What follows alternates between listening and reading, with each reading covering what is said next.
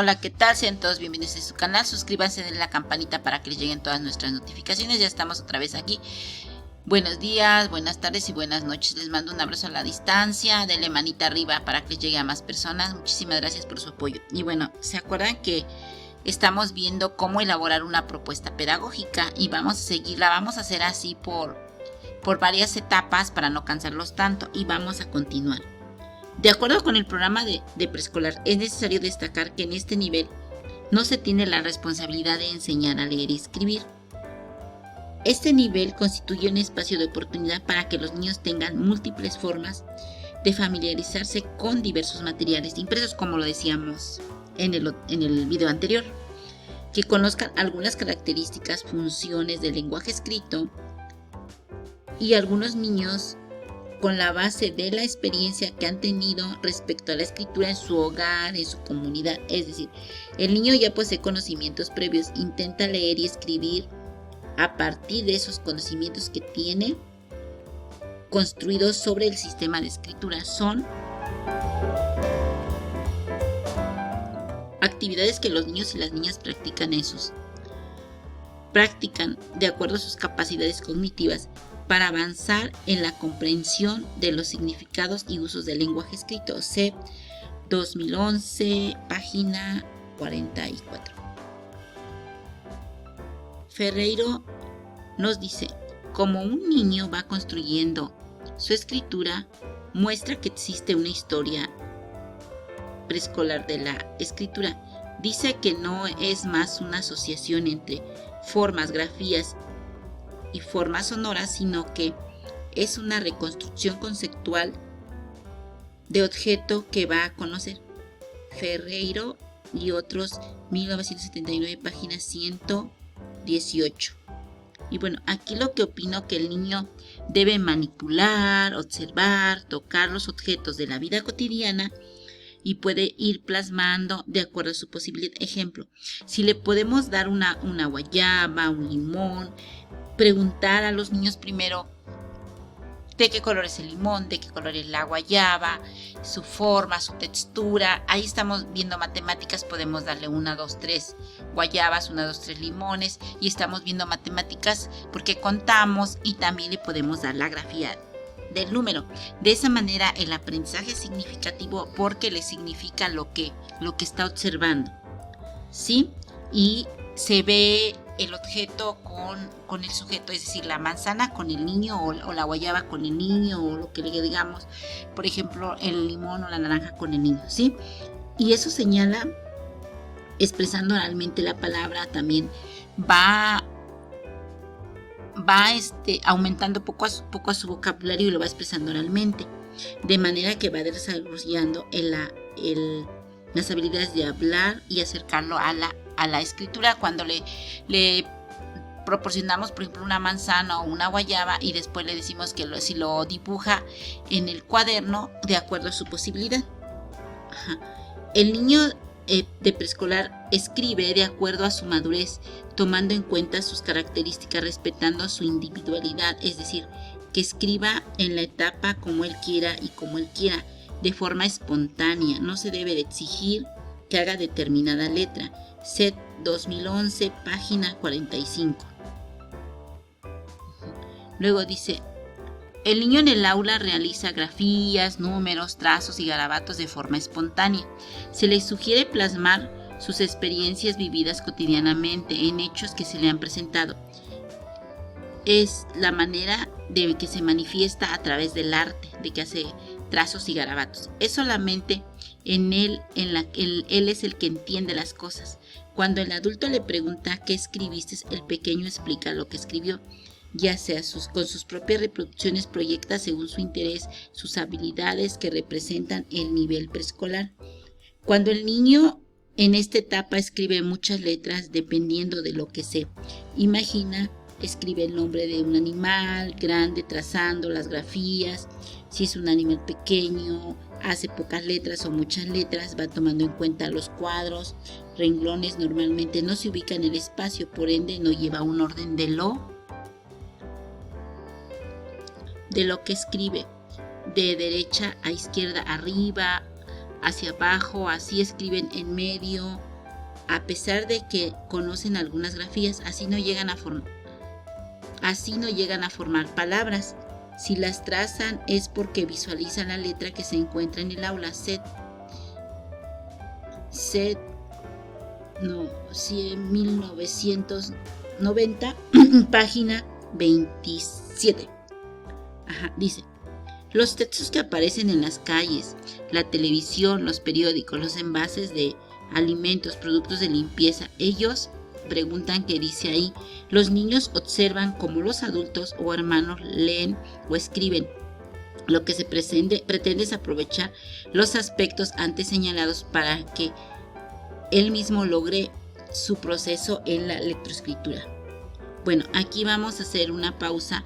Cuando el niño observa que el maestro, que en su casa sus hermanos grandes, sus padres leen el periódico, leen libros, hojean, escriben, el niño también imita lo que el adulto hace, y por eso es importante proporcionarle, como dice ahí, folletos, revistas, anuncios, recetarios y toda una gama, cuentos, que podamos, libros de texto de primero año donde haya muchos dibujos y pocas letras, y por ende el niño puede empezar a leer y a inventar, a estructurar oralmente de acuerdo a la imagen lo que él piensa que dice ahí. Por ejemplo, si le damos un cuento con muchos pájaros, pues nos va a empezar a argumentar, a decir que los pájaros, de qué color son, los cuenta y inventa una historia de acuerdo a su posibilidad. Es lo que acabamos de leer. Dice: se puede tener un verdadero aprendizaje de segunda lengua, ya que de esa manera los niños desarrollan la escritura atenta, oral. Poco a poco ellos tendrán la confianza de atreverse a intentar hablar una segunda lengua. Cuando los niños ya van adquiriendo su primera lengua, entonces sí pueden accesar a una segunda lengua. La segunda lengua se debe de enseñar a los niños todos los días, como se mencionó anteriormente, es decir, dedicar más tiempo para su aprendizaje, primero de manera oral, con frases cortas, cantos breves, juegos, acercando a los niños a esta, porque no solo es una manera, solo de esa manera se puede lograr un aprendizaje óptimo. Por lo anterior, primero se debe de tomar en cuenta la lengua materna, después la cultura de la segunda lengua, es decir, los usos y costumbres orales de la segunda lengua. Cuando se enseña una segunda lengua, no se debe de mezclar con el español, para que de esa manera se aprenda mejor. De lo contrario sucede como el inglés, que nunca aprendimos bien porque nos enseñaron a mezclar los dos idiomas. Considero que el maestro tiene la tarea muy importante para motivar para que los alumnos se interesen acerca de aprender una segunda lengua de nuestros antepasados, además de que nos identifica como mexicanos, ya que el español es una herencia de la conquista de los españoles. Luego aquí, opino que no se ha logrado la estandarización del náhuatl. Dice aquí, es decir, existen muchas variantes en las cuales se pronuncian diferente. Por ejemplo, se escriben cuale, también se escribe, ahí se escribe con K, y aquí cuale se escribe con C de casa. En la actualidad no se han puesto de acuerdo para escribir el náhuatl de un mismo modo. En las escuelas se utilizan variantes de acuerdo al lugar o en el pueblo donde viven. Dice, se hizo un gran esfuerzo a acercar a los niños de Ocotepe para que aprendieran una segunda lengua de manera oral. Ciertamente hubo un problema, que los niños no elaboraban su material, sino más bien sus mamás, dejando de lado la creatividad e imaginación de ellos. Son como las loterías de animales, los objetos. O sea, hagan de cuenta que en lugar de que los elaboraran los niños, pues lo elaboran las mamás, pero ahí se puede hacer que lo elaboren junto las mamás con los niños, y se ve cuando les ayudan, pero tiene que ser juntos cuando se puede, y si no en la escuela, pues el maestro y los niños. Cuando llamamos a la escuela, bueno, yo les voy a platicar algo. Nosotros en este año, que en el 2021, cuando regresamos a la escuela, 21-22, porque acabamos de terminar el ciclo, perdón. Entonces, pues hicimos una lectura acerca de, más que nada no lectura, juegos acerca del náhuatl. A mí me tocó animales de la granja, que ellos dijeran algunas frases y dijeran, pues sobre todo en náhuatl, qué hacen, ¿no? Por ejemplo, a una frase que me acuerdo que dijimos era que es cuanaca, cuica, cualcan, el gallo canta por las mañanas, y ellos tenían que repetir, y había más, ya no recuerdo ahorita, pero sí, los maestros hicimos pues eso para empezar a favorecer la segunda lengua. Por ejemplo, esa es una pausa que hacemos. Bueno, se hizo un gran esfuerzo acercar a los niños de Ocotepec para que aprendieran una segunda lengua de manera oral. Dice, ciertamente hubo un problema, que los niños no elaboran su material, sino más bien sus mamás, dejando de lado la creatividad e imaginación de ella. Era lo que yo les decía, tenían que elaborarlo ellos con la ayuda de sus mamis, pero bueno, ellas lo hicieron así. De repente lo hacen personalmente y no quieren que les ayude, entonces tienen que involucrar al niño. También se presentan las parejas de dos en dos y se hacen pregunta, Kenny Timotoca, ¿cómo te llamas? Y contestan, Nejua no toca, Rosy, yo me llamo Rosy. Y vamos ahora sí a ver el contexto comunitario de la escuela. La comunidad de Ocotepec se ubica al norte de la ciudad de Cuernavaca, en el estado de Morelos. La palabra Ocotepec viene del náhuatl Ocotepel, en donde hay ocote significa ocote y tepel significa cerro, es decir, cerro de los ocotes, ¿sí? En la comunidad de Ocotepec casi no se habla la lengua, mucho menos en espacios públicos como en las iglesias, en la escuela, en las plazas. Eso se los voy a platicar a ustedes. Ya no se habla porque para hacer una propuesta pedagógica hay que ir al lugar, hay que hacer entrevistas abiertas y entrevistas cerradas. Las entrevistas, por ejemplo, cerradas son sí o no, pero las abiertas son las en donde ellos nos pueden platicar. Por ejemplo, yo me acuerdo que hice una entrevista. ¿Usted habla la lengua?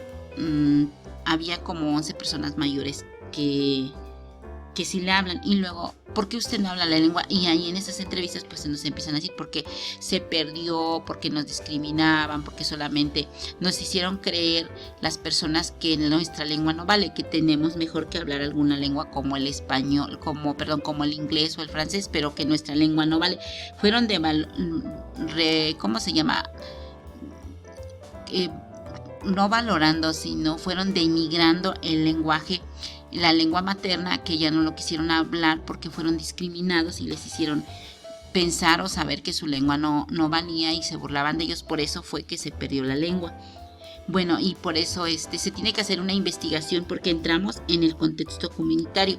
Dentro del contexto comunitario vamos a ver cuántas escuelas hay, cuántos jardines de niños, si hay prepas y secundaria, qué se dedica a la gente, si hay una ayudantía, quiénes son las autoridades del lugar, si todavía hay en esa comunidad todavía se realiza el tequiti, que es las asambleas con las personas. Y bueno, eso es lo que les tenía que decir en y es una comunidad indígena, dice. Estas personas mayores consideran esta comunidad como indígena, aunque se ha ido perdiendo la lengua.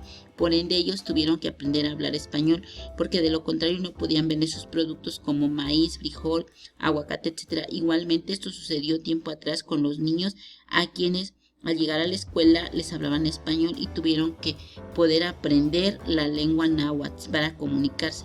Esto les trajo como consecuencia que la lengua materna la fuera desplazando el español, era lo que yo les comentaba. Bueno, nos vamos a quedar hasta aquí y muchas bendiciones del cielo, les mando un abrazo a la distancia. Y pues dejen sus comentarios ahí y vamos a continuar después. Denle manita arriba al video y bendiciones del cielo. Nos vemos a la próxima. Hasta luego. Adiós.